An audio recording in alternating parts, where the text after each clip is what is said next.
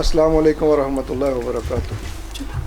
الحمدللہ وکفا والصلاۃ والسلام علی خاتم الانبیاء محمد المصطفیٰ احمد مجتبیٰ نور الخدا حبیبنا و حبیب رب کبریٰ وعلی آلہ و اصحابہ اجمعین. بسم اللہ الرحمن الرحیم. ناظرین، پروگرام الف لام میم کے ساتھ میں ہوں آپ کا میزبان میاں ثناء اللہ. آج میرے ساتھ ہمارے معزز مہمان فاضل مہمان تشریف فرما ہے. میں ان کا تعارف کرواتا ہوں. ہمارے پہلے مہمان ہیں حضرت مولانا مسعود احمد علوی صاحب. مولانا السلام علیکم. وعلیکم السلام. مولانا ماشاء اللہ عالم دین ہیں، امام و خطیب بھی ہیں، بین الاقوامی اسلامی سے وابستہ ہیں، پی ایچ ڈی اسکالر ہیں، بلکہ عنقریب انشاءاللہ ہم انہیں پی ایچ ڈی کی مبارکباد دیں گے یہاں بٹھا کر. ٹھیک ہے نا جی. تو پروگرام تشریف لائے، میں آپ کو خوش آمدید کہتا ہوں. ناظرین، ہمارے دوسرے مہمان ہیں حضرت مولانا مفتی عبدالقدوس صاحب. مفتی صاحب السلام علیکم. وعلیکم السلام. مفتی صاحب بھی ماشاءاللہ علم دین ہیں، آپ بھی پی ایچ ڈی اسکالر ہیں بین الاقوامی اسلامی یونیورسٹی سے. پروگرام میں تشریف لائے، میں آپ کو بھی خوش آمدید کہتا ہوں. ناظرین، آج ہمارے تیسرے مہمان ہیں حضرت مولانا اوکاشا منیر صاحب. جی مولانا السلام علیکم. مولانا ماشاءاللہ نوجوان عالم دین بھی ہیں، نعت خوان بھی ہیں، اور پروگرام میں تشریف لائے، میں آپ کو بھی خوش آمدید کہتا ہوں. ناظرین، آج ہماری گفتگو کا موضوع ہے اختلاف رائے اور اسلامی معاشرہ.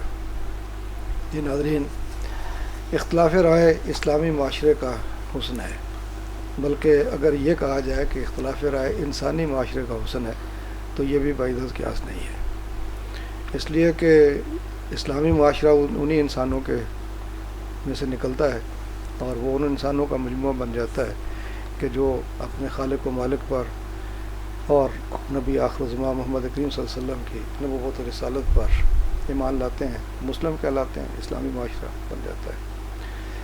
اور دین اسلام اختلاف رائے کو پروموٹ کرتا ہے، اس کی حوصلہ افزائی کرتا ہے، بشرطے کہ وہ اختلاف رائے ایک دائرے کے اندر ہو اور صحت مند ہو، اخلاص پر مبنی ہو، محض مخالفت کی بنیاد پر نہ ہو. اس لیے ہم دیکھتے ہیں قرون اولیٰ کے اندر بھی خاتم النبیین محمد کریم صلی اللہ علیہ وسلم کے تربیت یافتہ صحابہ کرام رضوان اللہ علیہ مجمعین میں بھی بہت سے معاملات میں رائے کا اختلاف ہو جاتا تھا، لیکن اس اختلاف رائے کے باوجود ایک دوسرے کا احترام، محبت کے رشتے اسی طرح سے برقرار رہتے تھے، ان میں کبھی کوئی کمی نہیں آتی تھی. اس لیے وہ سمجھتے تھے کہ اختلاف رائے کے نتیجے میں جب وہ اخلاص کے ساتھ دی جائے تو کسی بہتر نتیجے پر، بہتر فیصلے پر پہنچا جا سکتا ہے، اور وہی فیصلہ بہتر ہوتا ہے جس کو ہم آج کی زبان میں کہتے ہیں کہ اس معاملے کو ڈسکس کیا گیا جی، اس پر مختلف آراء لی گئی ہیں جی. تو یہ اسلامی معاشرے کا تو حسن ہے. المیہ یہ ہے کہ ہم نے اختلاف رائے کو جسے رحمت قرار دیا گیا تھا اس کو اور تفرقے کو گڑبڑ کر دیا ہے. اور اختلاف رائے جب ضد بن جاتی ہے، انا بن جاتی ہے، اور اس پر اڑ جاتے ہیں لوگ، تو پھر وہ تفرقے کی بنیاد بنتے ہیں. اور تفرقے کو دین اسلام نے پسند نہیں کیا، بلکہ اس کو کنڈم کیا ہے. صاف اور واضح الفاظ میں اللہ رب العالمین نے اس کی مذمت کی ہے. وَلَا تَفَرَّقُوا، آپس میں اختلافات کے اندر نہ پڑو، گروہ در گروہ نہ تقسیم ہو جاؤ، کمزور ہو جاؤ گے، یہ بھی وارننگ دے دی گئی. تو آج میں سمجھتا ہوں کہ ہمارے معاشرے میں اس بات کی ضرورت ہے کہ ایک تو اختلاف رائے کا سلیقہ، طریقہ، اس کا اسلوب اور اس کا جو حسن ہے، اس سے لوگوں کو آگاہ کیا جائے. یہ ایک باقاعدہ میں سمجھتا ہوں مولانا بیداری کی مہم ہے. اس کا آغاز محراب المنبر سے بھی ہونا چاہیے، ذرائع ابلاغ سے بھی ہونا چاہیے، اور ہر سطح پہ ہونا چاہیے. اور پھر اس کے ساتھ ساتھ لوگوں کو یہ بھی بتایا جائے کہ تفرقے کے اندر اور اختلاف رائے کے اندر فرق کیا ہے. رائے دے کر ضروری نہیں ہے کہ وہ کام آپ کی منشا کے مطابق ہو جائے. پھر آپ کو دیکھنا پڑے گا کہ اجتماعیت کی رائے کس طرف ہے. ہاں، اگر وہ اجتماعیت بھی کہیں دین الہی سے ٹکراتی ہے، اللہ اس کے رسول کے احکامات سے ٹکراتی ہے، تو پھر اس کے پابند نہیں ہے. لیکن اس کے علاوہ اگر وہ دینی حدود و قیود کے تابع ہیں تو ظاہر ہے پھر اکثریت کی رائے ٹھیک ہوگی. تو پھر اپنی رائے کو قربان کرنا یہ بھی ایک انسان کی، میں سمجھتا ہوں، بڑائی اور عظمت ہے. تو آج اسی حوالے سے ہم گفتگو کریں گے اور یہ جانیں گے کہ اختلاف رائے اسلامی معاشرے کے اندر کیا مقام رکھتی ہے اور اس کو کیسے دیکھا جائے، کیسے فروغ دیا جائے، پروموٹ کیا جائے. لیکن پروگرام کے آغاز میں گفتگو سے پہلے ہی جیسے میں نے پہلے گزارش کی کہ آج ہمارے ساتھ نوجوان نعت خوان مولانا عکاشہ منیر تشریف فرما ہے، تو میں ان سے گزارش کرتا ہوں کہ آج کے پروگرام کا آغاز ہم نعت رسول مقبول صلی اللہ علیہ وسلم.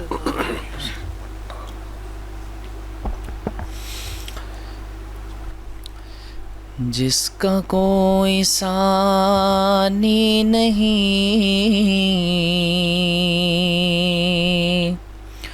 وہ نبی ہمارا ہے، جس کا کوئی ثانی نہیں وہ نبی ہمارا ہے. ہاں جس کا کوئی ثانی نہیں وہ نبی ہمارا ہے، مصطفیٰ کی عظمت کا حد ہے نہ کنارہ ہے، مصطفیٰ کی عظمت کا حد ہے نہ کنارہ ہے. اور غرق بحر عصیاں میں کب کے ہو گئے ہوتے،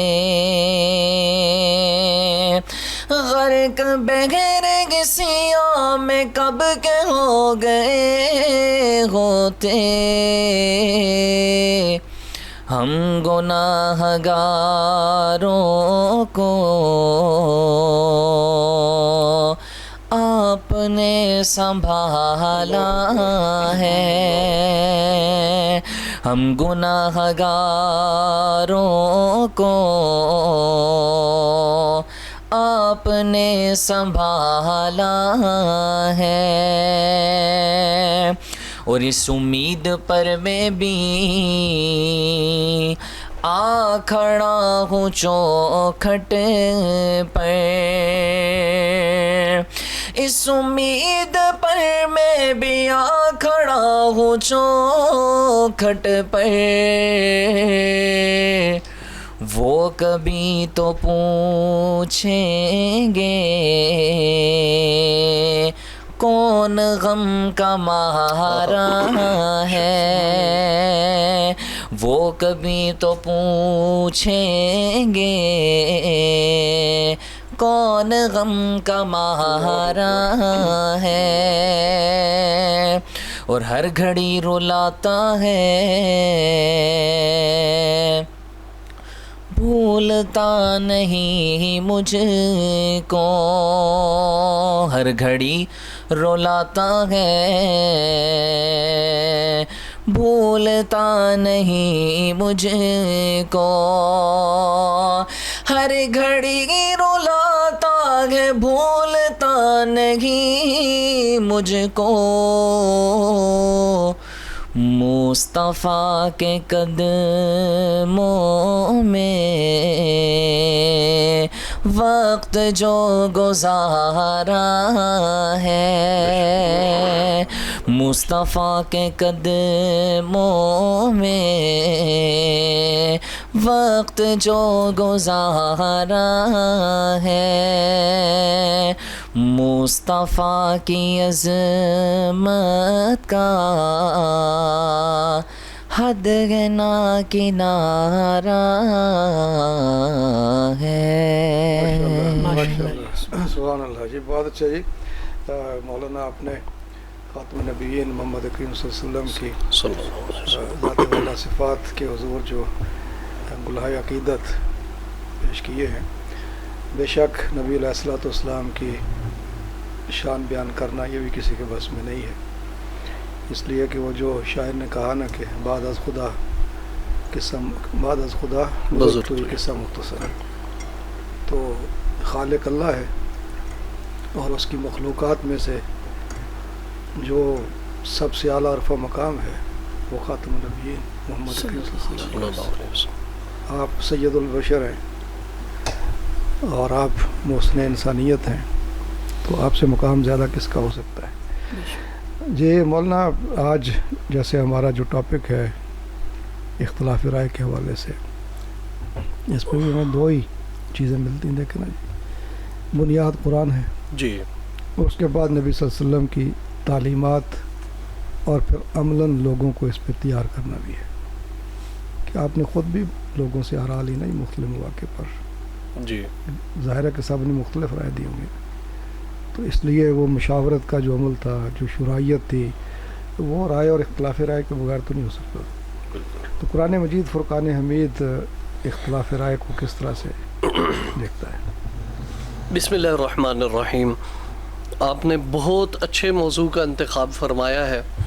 یہ اس لیے بھی ضروری ہے کہ ہم اپنی سوسائٹی میں جب دیکھتے ہیں تو ہمیں اختلاف تو نظر آتا ہے، لیکن اس اختلاف کو سنجیدگی کے ساتھ، یہ طریقے کے ساتھ ڈیل کرنا، جی وہ ہمیں نظر نہیں آتا. بے شک. اس اختلاف کا جو حسن ہے وہ ہمیں کم نظر آتا ہے، البتہ جو اس کے منفی پہلو اور اثرات ہیں وہ ہمیں سوسائٹی کے اندر زیادہ نظر آتے ہیں. سب سے پہلی اور بنیادی بات قرآنی تعلیمات کی روشنی میں یہ ہے کہ جو جی. اختلاف ہے وہ فطری ہے، اور اس لیے فطری ہے کہ یہ فطرت کا حصہ ہے. ہم جس کائنات کے اندر رہ رہے ہیں، جی. یہاں ہمیں اگر دن نظر آتا ہے تو دوسری طرف رات بھی نظر آتی ہے. جی جی اگر ہمیں یہاں روشنی نظر آتی ہے تو دوسری طرف ہمیں اجالا بھی نظر آتا ہے. جی. اگر ہمیں یہاں پر آگ نظر آتی ہے تو دوسری طرف پانی بھی نظر آتا ہے. بے شک. یعنی پوری کائنات میں آپ نگاہ دوڑائیں تو آپ کو کائنات اختلافات کا مجموعہ نظر آئے گی بے شک. کہ بے ہر شک. چیز میں اختلاف ہے. جی جی اللہ تعالیٰ یہ فرماتے ہیں کہ یہ وَلَوْ شَاءَ رَبُّكَ لَجَعَلَ النَّاسَ أُمَّةً وَاحِدَةً وَلَا يَزَالُونَ مُخْتَلِفِينَ إِلَّا مَن رَحِمَ رَبُّكَ. اللہ تعالیٰ چاہتے تو کائنات میں جتنے بھی لوگ ہیں سب کو ایک امت بنا دیتے، سب کا ایک نظریہ ہوتا اور سب ایک عقیدے پہ کاربند ہوتے. جی جی. لیکن اللہ تعالیٰ نے اس کے اندر جو ہے وہ تنوع رکھا ہے. جی جی. یہ اللہ تعالیٰ کی منشا کا تقاضا تھا، تو اللہ تعالیٰ نے ایسا فرمایا. جی جی. تو معلوم یہ ہوا کہ جو اختلاف ہے یہ کوئی بری چیز نہیں ہے. اختلاف جو ہے وہ فطرت کا حصہ ہے، اللہ رب العزت نے یوں ہی بنایا. دوسری بات یہ ہے کہ جب اختلاف ہوتا ہے تو اختلاف گفتگو کے ذریعے سے ہوتا ہے. جی. تو جب گفتگو کے ذریعے سے اختلاف ہو رہا ہے تو اس گفتگو میں اپنی گفتگو کو کیسے کرنا ہے، اختلاف کرنے کا سلیقہ بھی اللہ تعالیٰ نے بتا دیا کہ اس کائنات کے اختلاف میں جب تم رہو گے تمہاری رائے کچھ اور ہوگی، ساتھ والے کی کچھ اور ہوگی. ہم یہی دیکھ لیں کہ ہم ایک گھر کے اندر رہتے ہیں تو گھر کے اندر جو 5-7 افراد ہیں سب کی رائے ہمیشہ ایک نہیں ہوتی، بے شک. لیکن اس کے باوجود ان کو ہینڈل کیا جاتا ہے. اللہ تعالیٰ نے اسی اختلاف کو، یعنی کہ جب آپ لوگوں کے نظریات مختلف ہو جائیں، سوچیں مختلف ہو جائیں، تو لڑنا، منہ سے جھاگ اڑانا اور گالم گلوچ کرنا یہ طرز عمل بالکل ناپسندیدہ ہے. بلکہ اس کا حکم دیا ادعو الی سبیل ربک بالحکمہ والموعظۃ الحسنہ وجادلہم باللتی ہی احسن. اللہ اکبر. اللہ تعالیٰ کی طرف حکمت کے ساتھ بلاؤ جی اور اچھے طریقے سے اچھے انداز و واز کو اختیار کرو. جی. اور اگر جھگڑے کی نوبت آ جائے وجادلہم باللتی ہی احسن، اچھے طریقے کے ساتھ جھگڑا کرو، یعنی اپنی بات کو پہنچاؤ. جی. تو یہ اللہ تعالیٰ نے اس اختلاف میں گفتگو کا بھی طریقہ اور ادب بتلا دیا. بے شک. تیسری چیز یہ ہے کہ جب اختلاف ہوتا ہے تو اس کے بعد جھگڑے کے چانسز بہت زیادہ بڑھ جاتے ہیں. تو اللہ تعالیٰ یہ فرماتے ہیں کہ جب اختلاف کی وجہ سے جھگڑا بھی ہو جائے تو وَلَا يَجْرِمَنَّكُمْ شَنَآنُ قَوْمٍ عَلَىٰ أَلَّا تَعْدِلُوا. ایسا نہ ہو کہ تم طاقت میں ہو، تم پاور میں ہو، منصب میں ہو، تو کسی دوسری قوم کی عداوت تمہیں اس بات پر مجبور نہ کرے کہ تم عدل کا دامن چھوڑ دو. ایسی صورت میں بھی تم نے عدل کو اختیار کرنا ہے. تو ہمیں قرآنی تعلیمات میں سے 3 باتیں پتہ چل گئیں. ایک یہ کہ اختلاف فطری ہے، جی ہم اس نیچر کا حصہ ہیں اور یہ چلتا رہے گا قیامت تک. جی جی. دوسری بات قرآن نے بتلائی کہ جب ہو جائے تو تم نے انداز گفتگو کیا اختیار کرنا ہے. جی جی. تیسری بات یہ بتلائی کہ اگر بات جھگڑے تک بھی پہنچ جائے تب بھی عدل کا دامن تم نے نہیں چھوڑنا. بے شک. بہت اچھے جی، بہت اچھے مولانا، بہت اچھی مثال دی آپ نے ناظرین لیکن گھر کے اندر 5-7 افراد رہتے ہیں، اگر ان کا کسی بات پہ اختلاف ہو جاتا ہے، جھگڑا ہو جاتا ہے، جھگڑا بھی ہو جاتا ہے اگر، تو وہ گھر گرانا نہیں شروع کر دیتے. بہت کم ایسا ہوتا ہے کہ وہ پھر لڑائی جھگڑا ہو تو گھر کا سامان توڑنا شروع کر دیں، لیکن گھر کو گرانا بہت بات کا مرحلہ ہوتا ہے. اور ہمارے بدقسمتی سے پہلا کام ہم اوپر سے شروع کرتے ہیں. تو اس لیے اس سے پھر ملک کا نقصان ہے، املاک کا نقصان ہے، جانوں کا نقصان ہے. تو یہ کسی صورت بھی جائز نہیں ہے. احسن طریقے کے ساتھ اللہ کے دین کی طرف بھی بلانا ہے تو احسن طریقے کے ساتھ. جب کفار و مشرکین سے بات کرنے کا کہا کہ وہ جادل باللتی احسن، تو آپس میں بات کرنے میں تو پھر زیادہ نرمی ہونی چاہیے. جی حضرت مفتی صاحب، نبی علیہ الصلوۃ والسلام کے ارشادات اس اختلاف رائے کے حوالے سے اور آپ کا تربیتی عمل بھی ہمارے سامنے ہے، کیا کہتے ہیں؟ بسم اللہ الرحمن الرحیم. جیسا کہ آپ نے انٹرو میں بتایا اور مولانا نے بھی قرآن حکیم کے حوالے سے تفصیلاً اس اختلاف رائے کے حوالے سے بات کی ہے. ہر زندہ معاشرے میں اختلاف رائے ہوتا ہے، بلکہ اختلاف رائے زندہ معاشرے کی علامت ہے. تو لازمی بات ہے ہم نے جو بھی زندگی میں جیسے وقت گزارنا ہے، ہر چیز میں رہنمائی ہم نے قرآن و سنت سے لینی ہے. جی. تو ہم نے رسول اکرم صلی اللہ علیہ وسلم کے فرامین کو دیکھا. آپ علیہ الصلاۃ والسلام نے اختلاف رائے کے آداب بتائے. جی.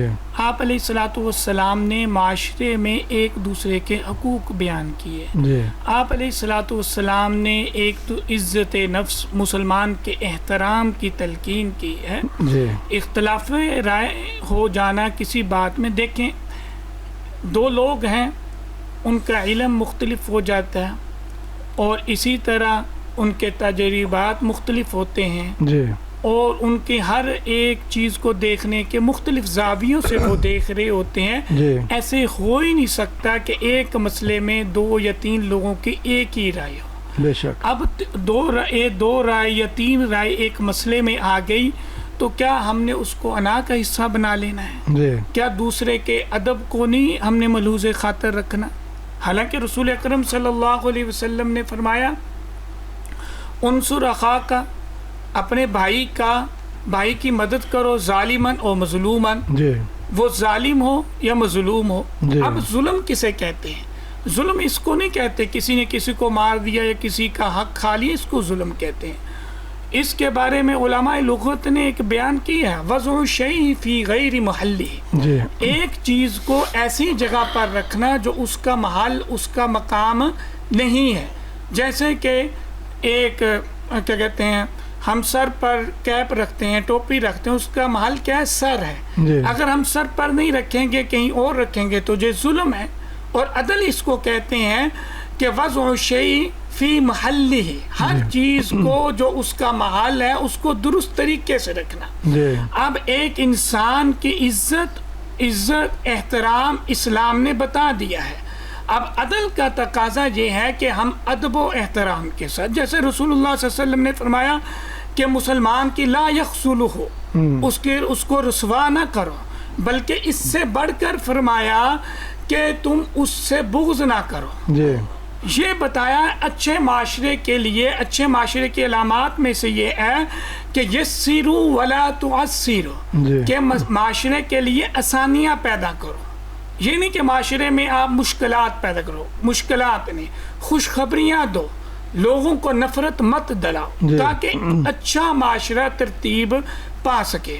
تو لازمی بات یہ بات ہمیں اس کی مثالیں 20 مثالیں قرآن حکیم میں، حضور اکرم صلی اللہ علیہ وسلم کے فرامین میں، اسلامی تاریخ میں ملتی ہیں. جی. ایک میں واقعہ آپ سے عرض کر دیتا ہوں. امیر المؤمنین سیدنا عمر رضی اللہ تعالیٰ عنہ کے دور حکومت سے ہم سب اچھی طرح واقف ہیں کہ اللہ تعالیٰ کی نعمتیں زمین میں بھی اگلی اور آسمان سے بھی فتوحات کے ذریعے. جی. تو اس وقت ایک واقعہ پیش آیا کہ حضرت عمر حالات کا جائزہ لیتے رہتے تھے. جی. خود جائزہ لیتے تھے، جس کی 20 مسئلے. حضرت عمر نے دیکھا کہ معاشرے میں اب جو نکاح ہو رہے ہیں اس میں جو مہر کی مقدار ہے وہ بہت زیادہ مقرر کی جا رہی ہے. جی. جی. سیدنا عمر رضی اللہ تعالی عنہ نے فرمایا، خطبہ دیا. حضرت عمر نے فرمایا دیکھیں میں نے محسوس کیا ہے کہ اب معاشرے میں جو نکاح کی تقریبات ہوتی ہیں اس میں مہر کی حد بہت زیادہ مقرر کی جا رہی ہے، اور کیونکہ اللہ تعالیٰ نے مسلمانوں کو فراوانی دے دی، لہٰذا اب میں اس کی ایک حد مقرر کر دوں. ایک عورت ہے وہ سنتی ہیں تو حضرت امیر المومنین سے عرض کرتی ہے کہ امیر المومنین قرآن نے تو کہا ہے کہ ان کو ڈیر دو، بہت زیادہ دو. سورۃ النساء میں اللہ نے فرمایا ہے قنطار کا لفظ آیا، آپ نے کیسے مقرر کر دیا؟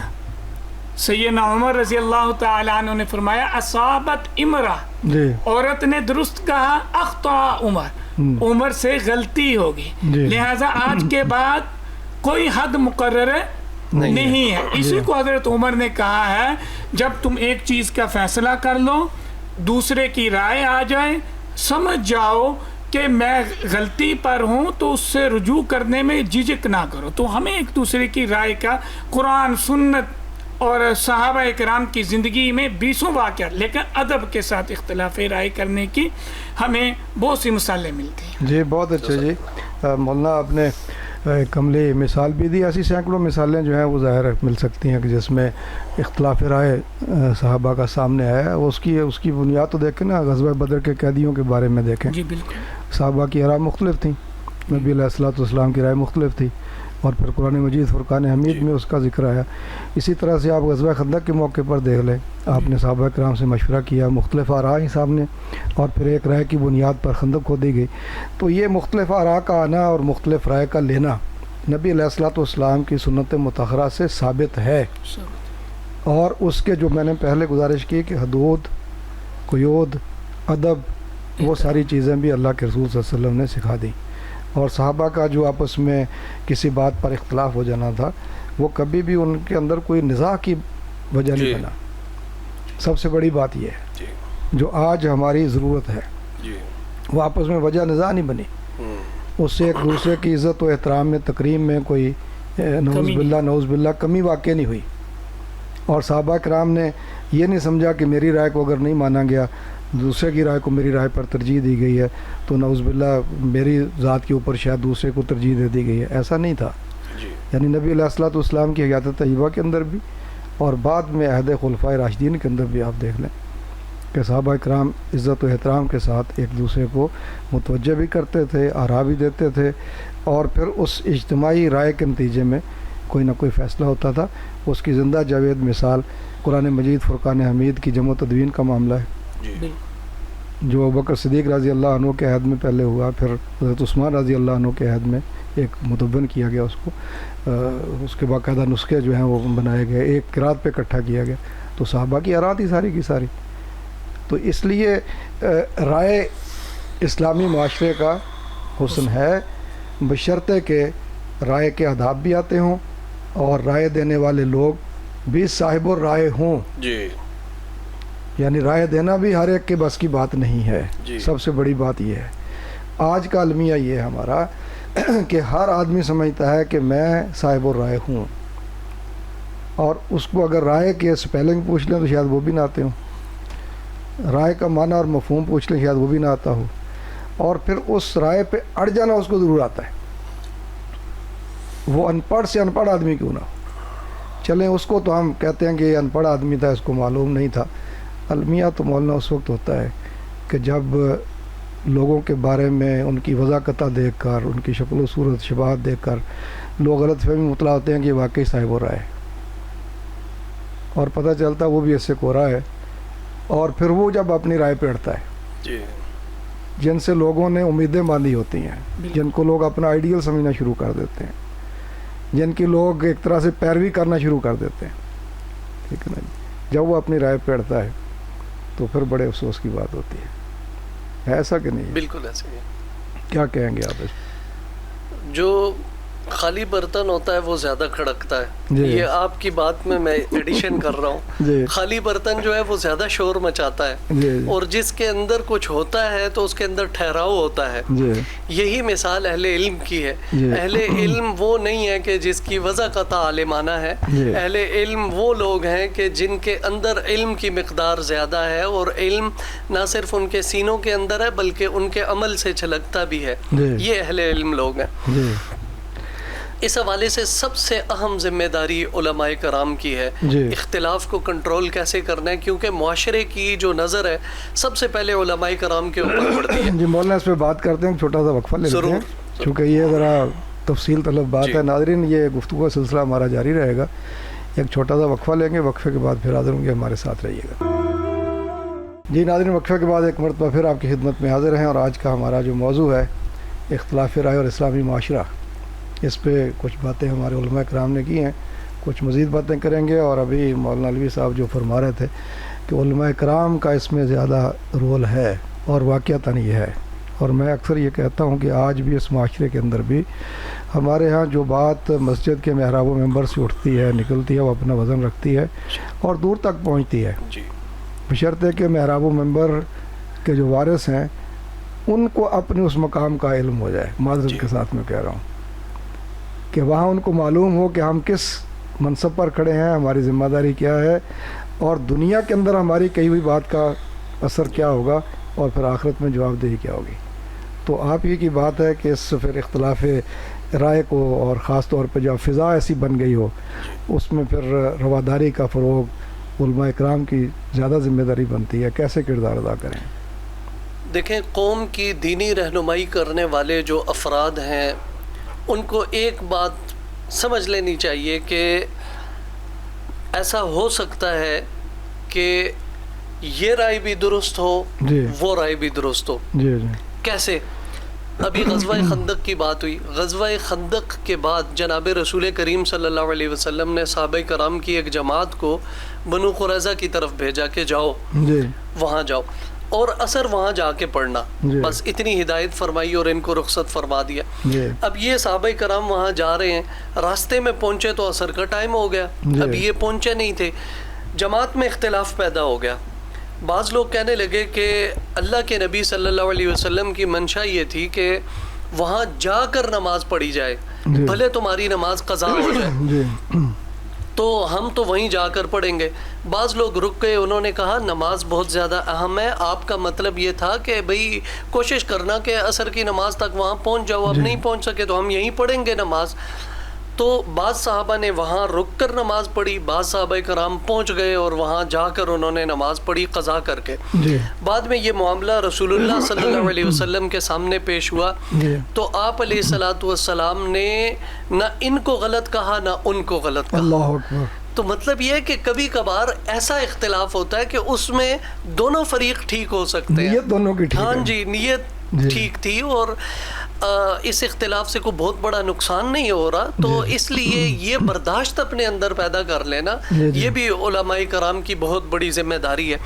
اس حوالے سے جناب ابو بکر و عمر رضی اللہ عنہ کا طرز عمل بھی سامنے رکھنا چاہیے کہ ایک موقع پر دونوں حضرات کا اختلاف ہو گیا، جی جی اور اختلاف کے بعد دونوں کی آوازیں اونچی ہو گئیں، اور ظاہر ہے جب اختلاف ہوتا ہے تو ایسا کبھی کبھار ہو جاتا ہے۔ جی بعد میں اس بات کا احساس جناب ابو بکر رضی اللہ تعالیٰ عنہ کو ہوا، تو آپ سیدنا عمر رضی اللہ عنہ کے پاس گئے اور فرمانے لگے بھائی اگر میں نے سخت بات کر دی ہو تو میں آپ سے معذرت کرتا ہوں، آپ مجھے معاف فرما دیں۔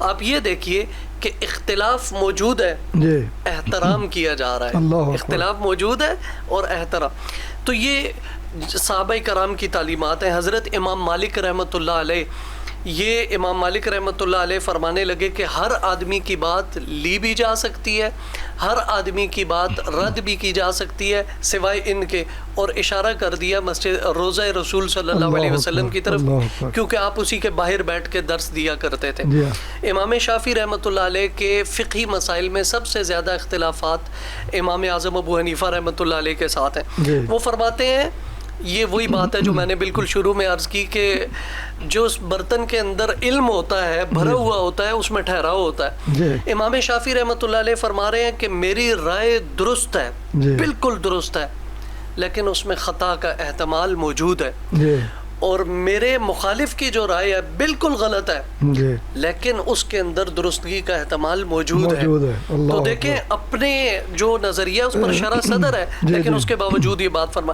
آخری بات آپ سے عرض کروں، امام احمد بن حنبل رحمۃ اللہ علیہ فرماتے ہیں ان کا اختلاف زیادہ ہوتا تھا امام شافعی رحمۃ اللہ علیہ کے ساتھ مسائل میں، جی تو جی۔ انہی کے بارے میں فرمانے لگے کہ امام شافعی رحمۃ اللہ علیہ کی مثال سورج جیسی ہے، جی میں کسی کو یہ اجازت نہیں دوں گا کہ وہ ان کے بارے میں کوئی اس طرح کی بات کرے. اللہ اکبر. اختلاف اپنی جگہ پہ ہے لیکن لوگوں کو احترام سکھایا جا رہا احترام ہے. سکھایا جا رہا ہے. تو یہ طرز عمل ہے ہمارے بزرگوں کا.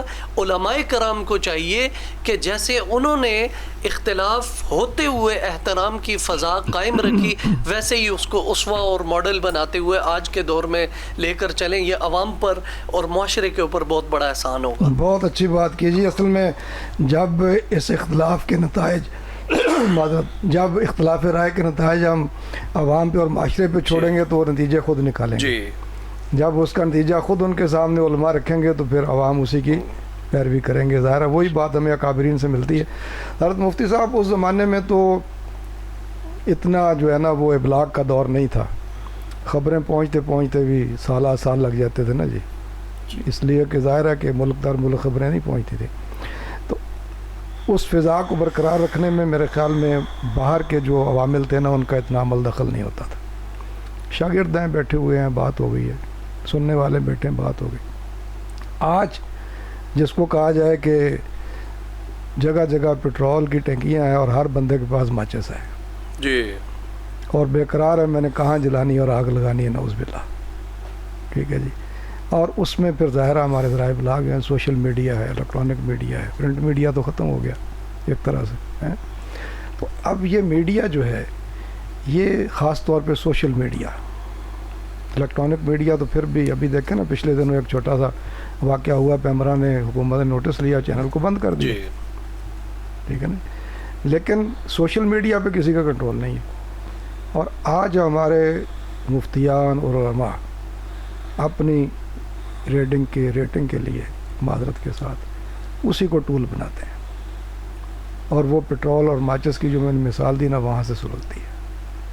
تو ذرائع ابلاغ اس ماحول کو جو گرم ہو جاتا ہے اختلاف رائے کی بنیاد پر ٹھنڈا رکھنے کے لیے, لوگوں کو پازیٹیو ڈائریکشن دینے کے لیے کیا کردار ادا کر سکتے ہیں, کیا کام لیا جائے ان سے؟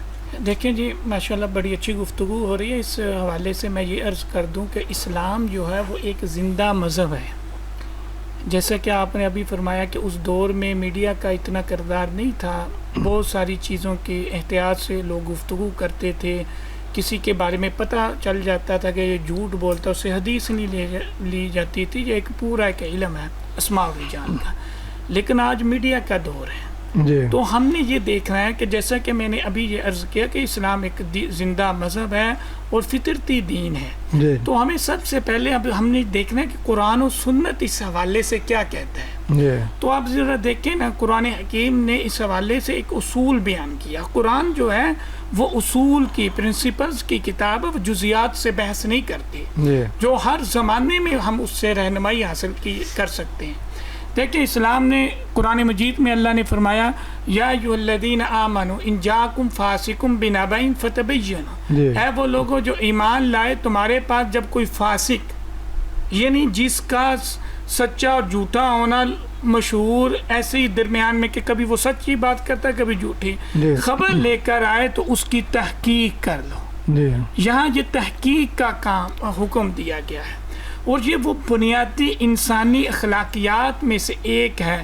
بنیادی انسانی اخلاقیات کیا ہوتے ہیں کہ پوری دنیا کے لوگ جو ہیں وہ اسلام مسلمان ہیں یا نہیں ہیں, جن کے ہاں کچھ اخلاقیات ہیں. جی. ان میں سب سے بڑا اخلاقی انسانی اخلاق یہ ہے کہ جھوٹ نہ بولو, جب کوئی بات آئے اس کی تحقیق کرو, بغیر تحقیق کے بات بیان نہ کرو. جی. تو آج کے دور میں ہم تو الحمدللہ ایک اسلامی ملک میں رہتے ہیں جہاں اصول و ضوابط ہیں.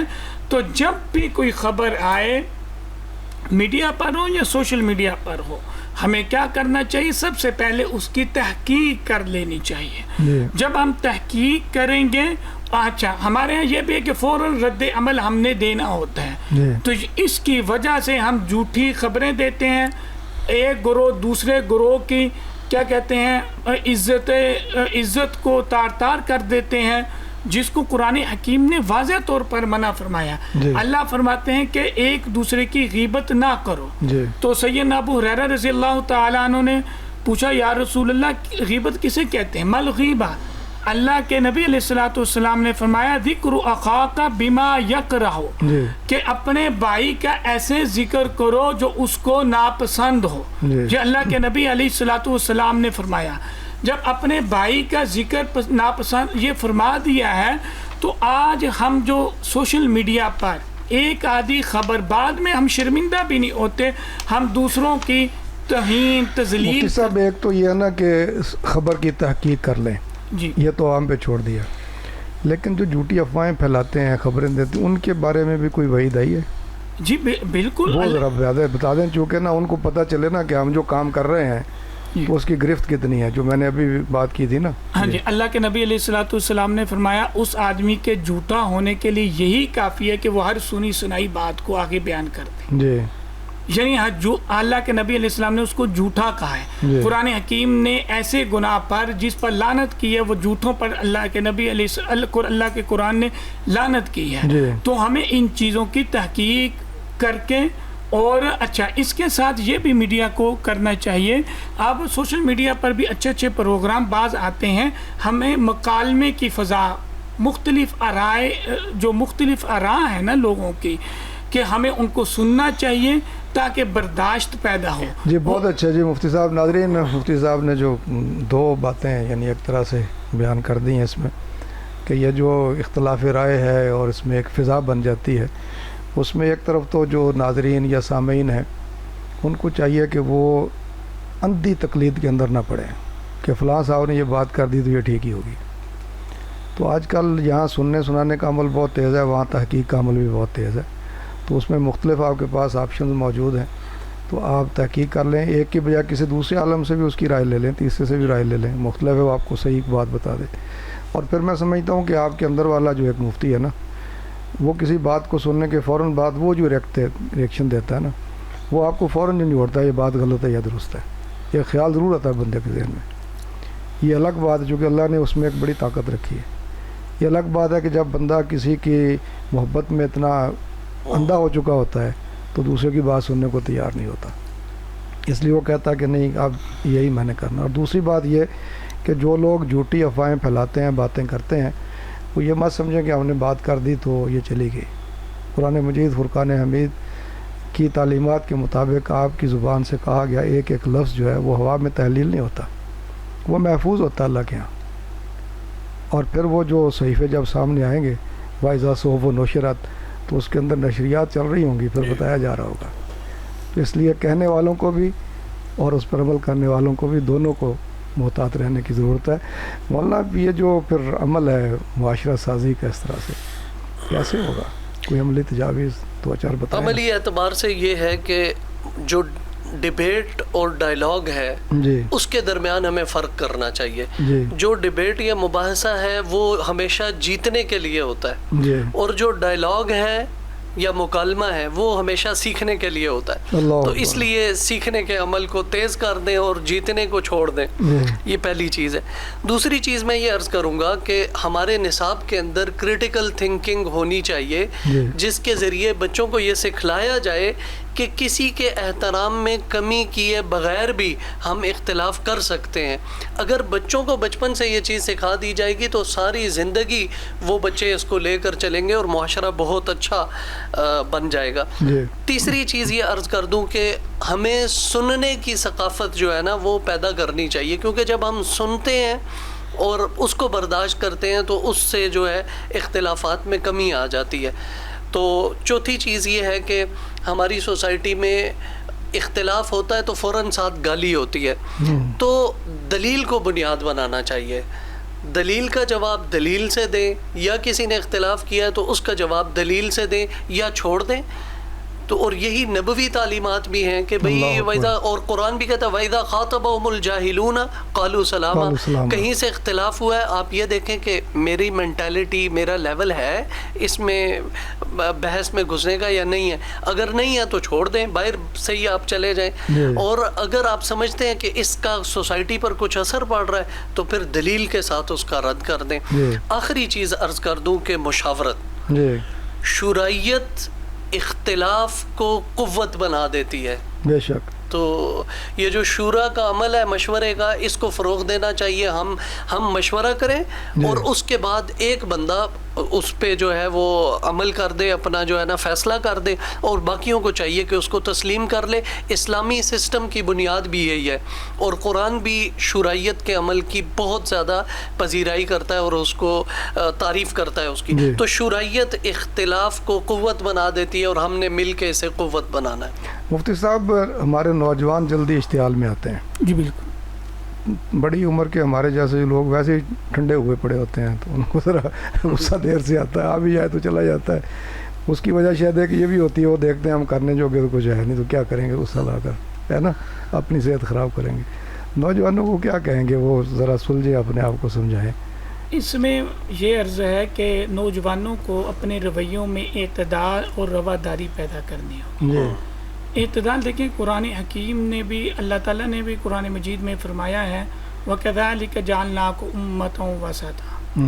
اس دین امت محمدیہ کو درمیانی امت قرار دیا ہے. جی. ہر چیز میں اعتدال، یہ قرآن حکیم نے، اللہ کا حکم ہے کہ ہمیں اعتدال کے ساتھ. جی. اور اسی طرح رواداری. اب رواداری کیا ہوتی ہے؟ رواداری اس چیز کا نام نہیں ہے کہ آپ نے اپنی رائے کو چھوڑ دینا، دوسرے کی رائے کو درست کر دینا. بلکہ رواداری یہ ہے کہ اپنے اختلاف رائے رکھیں، بس دوسرے کی رائے کو ادب و احترام سے آپ سنیں، تو یہ رواداری. اس سے اچھا، اسی طرح نوجوانوں میں نا سوشل میڈیا جیسے یوز کرتے ہیں.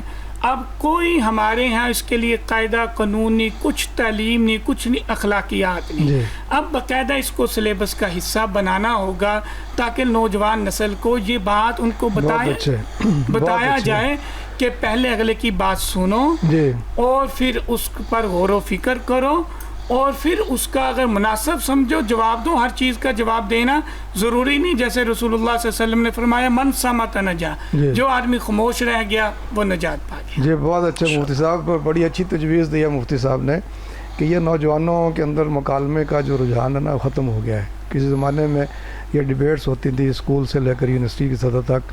ایک حزب مخالف کا گروپ ہوتا تھا، ایک اس کی حمایت کرنے والا ہوتا تھا، ایک مقدمہ باقاعدہ لڑا جاتا تھا، جوری بیٹھتی تھی، اور طلباء کے اندر یعنی اسٹیج پہ اختلاف رائے ہوتا تھا لیکن باہر بیٹھ کر ایک جیسے ہی ہوتے تھے سارے.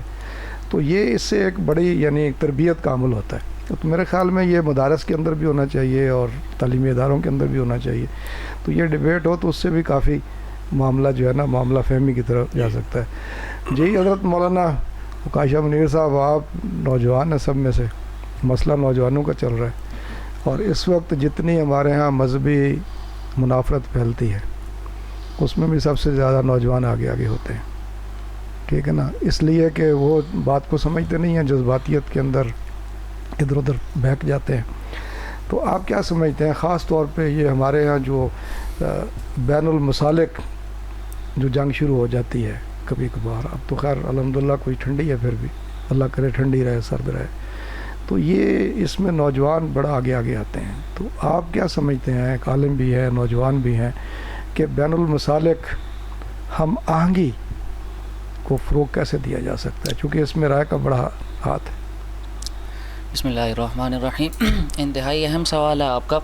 دیکھیں، میں سمجھتا ہوں کہ بنیادی طور پر 2-3 چیزیں ایسی ہیں کہ جن کو اگر ہم سمجھ لیں اور ان پر عمل پیرا ہو جائیں تو پورے معاشرے کے اندر ہم لوگ تبدیلی کا ذریعہ بن سکتے ہیں. ان چیزوں کو اپنا کر ہمیں ایک بڑا زبردست اصول ملتا ہے کہ بھئی اپنا مسلک آپ چھوڑو نہیں اور کسی کے مسلک کو آپ چھیڑے نہیں. جی.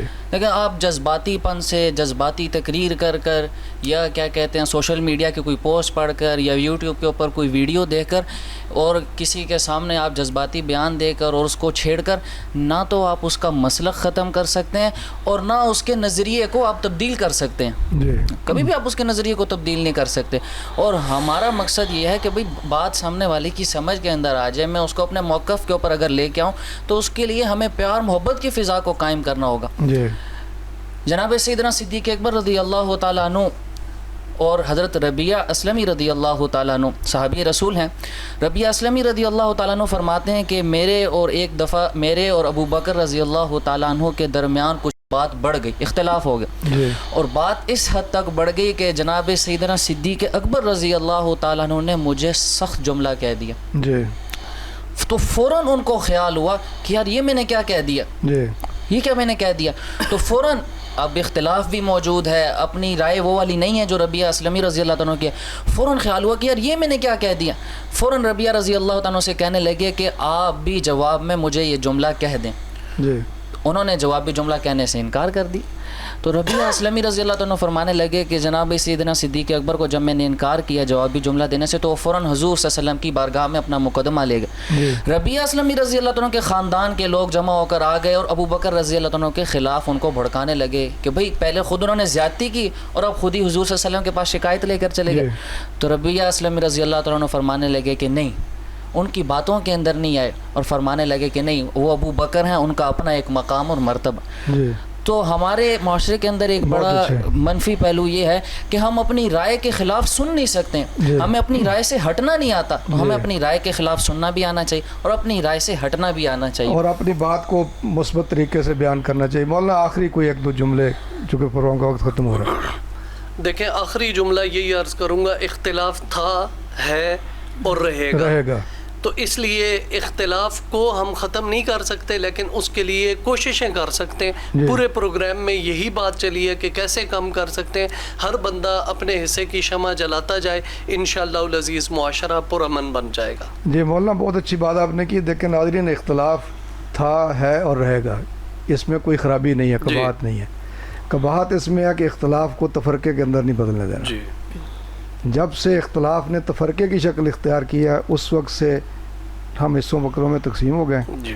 اور اس وقت سے قرآن نے ہمیں جو کہا تھا کہ تمہاری ہوا اکھڑ جائے گی اور تم کمزور پڑ جاؤ گے، ہم نے اس کو اگنور کر دیا. اور استغفر اللہ، اس وقت آپ دیکھ لیجیے پوری امت کس مقام پر کھڑی ہے. اختلاف رائے رکھنا چاہیے، یہ ایک انسان کی اس کی اپنی ایک معراج کی دلیل ہے کہ وہ ایک رائے رکھتا ہے اور اپنی رائے کے مطابق اس کے دلائل اور جواز رکھتا ہے. لیکن دوسری اس کی عظمت یہ ہے کہ وہ اپنی رائے پر اڑتا نہیں ہے، اس کو ضد اور انا کا ذریعہ نہیں بناتا ہے، بلکہ وہ اپنی ہر اس رائے کو اس وقت قربان کر دیتا ہے جب اللہ اس کے رسول کی تعلیمات دیکھتا غالب ہیں، اس کی رائے کے مطابق دوسرے لوگ صحیح فیصلہ کر رہے ہیں، اور اس کی رائے دنیاوی طور پر بھی کہ اس کی رائے کے برعکس امت کا مفاد، انسانیت کا مفاد، معاشرے کا مفاد کس کے اندر ہے، تو پھر اپنی رائے سے وہ سرنڈر کر دیتا ہے. ناظرین پروگرام کا وقت ختم ہوا چاہتا ہے. میں شکر گزار ہوں اپنے فاضل مہمانوں کا، حضرت مولانا مسعود احمد علوی صاحب، حضرت مولانا مفتی عبدالقدوس صاحب اور حضرت مولانا اوقاشہ منیر صاحب کا تشریف لائے اور آج کے موضوع کی مناسبت سے بہت ہی سیر حاصل گفتگو کی ہے. اس دعا کے ساتھ کہ اللہ رب العالمین ہمارے معاشرے کے اندر پہلی بات تو دعا یہ ہے کہ صاحب الرائے لوگوں کو پیدا فرمائے، آمین. اور جو موجود ہیں ان کو یہ توفیق دے، ان کو یہ فہم دے، فراست دے کہ وہ صاحب الرائے کہلوانے والے بن جائیں. اور پھر یہ کہ رائے کا جو مقام اور مرتبہ ہے اس کو سمجھیں، اور اختلاف رائے کے جو آداب ہے، حدود و قیود کو سمجھیں، اور اپنی آراء کو کسی تفرقے کی، کسی فرقے کے اندر اس میں مبتلا ہونے سے بچائیں، تاکہ یہ معاشرہ اس طرح سے تفرقے کا شکار نہ ہو جائے، اختلافات کا شکار نہ ہو جائے کہ گروہ در گروہ بڑھ جائیں اور ہم آپس میں ایک دوسرے کے گلے کاٹنے والے ہوں. اللہ ہم سب کا حامی و ناصر ہو. وطن عزیز پاکستان کا، اس کے محافظوں کا حامی و ناصر ہو. میاں ثناء اللہ کو اجازت دیجیے. اللہ حافظ.